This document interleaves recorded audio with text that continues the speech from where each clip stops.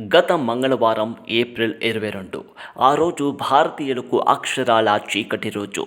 జమ్మూ కాశ్మీర్కు సరదాగా గడపడానికి వచ్చిన పర్యాటకులపై దుష్ట ఉగ్రవాదులు దాడి చేసి పహల్గాంలో 28 మందికి పైగా వ్యక్తులను కాల్చి చంపి వారి మతాన్ని తనిఖీ చేశారు ఈ పాపిష్టి పాకిస్తాన్ ఉగ్రవాదులు. వాళ్ళు హిందువులా కాదా అని తెలిసి కాల్చి చంపేశారు. పాకిస్తాన్ ఉగ్రవాదుల ఈ దారుణమైన చర్యకు ప్రతీకారం తీర్చుకుంటామని మరియు పాకిస్తాన్కు గుణపాఠం నేర్పుతామని భారతదేశం ప్రతిజ్ఞ చేసింది. ఊహించలేని రీతిలో వెతికి కొట్టిస్తామని ప్రధానమంత్రి నరేంద్ర మోదీ గారు అన్నారు. దీని ప్రకారం ఇప్పటికీ ఉగ్రవాదుల ఇళ్లపై బాంబులు వేసి వాటిని ధ్వంసం చేశారు. భారతదేశం ఇప్పటికీ కొంతమంది ఉగ్రవాదులను అదుపులోకి తీసుకొని తనిఖీ చేస్తుంది.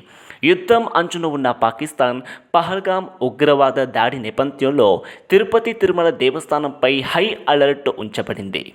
నిజమే, ఈ పాపిష్టి పాకిస్తాన్ ఏం చేస్తుందో ఎవ్వరికి కూడా తెలియదు. ఎందుకంటే హిందువులను టార్గెట్ చేసుకుని చంపడానికి వచ్చిన ఈ పాపిష్టి పాకిస్తాన్ మతం పరైన ప్రదేశం అంటే ధార్మిక ప్రదేశమైన తిరుపతి తిరుమల దేవస్థానంకు కూడా ప్రవేశం కల్పించగలదు.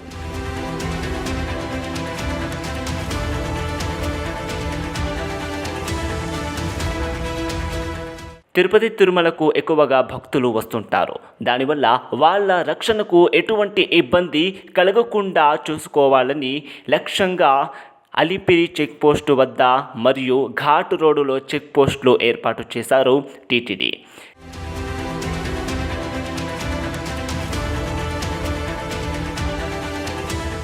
కలియుగం వైకుంఠమైన తిరుపతి తిరుమల దేవస్థానంకి ఎక్కువగా భక్తులు వస్తుంటారు. దానివల్ల వాళ్ళకి ఎలాంటి అవాంఛనీయ సంఘటనలు కూడా టీటీడీలో జరగకుండా ముందు జాగ్రత్త చర్యకు టీటీడీ అధికారులు ప్రతిదీ నిశ్చితంగా పరీక్ష చేస్తున్నారు. మొత్తానికి ఈ మోసపూరిత పాకిస్తాన్ భారతదేశం నుండి గుణపాఠం నేర్చుకోవడం ఖాయం.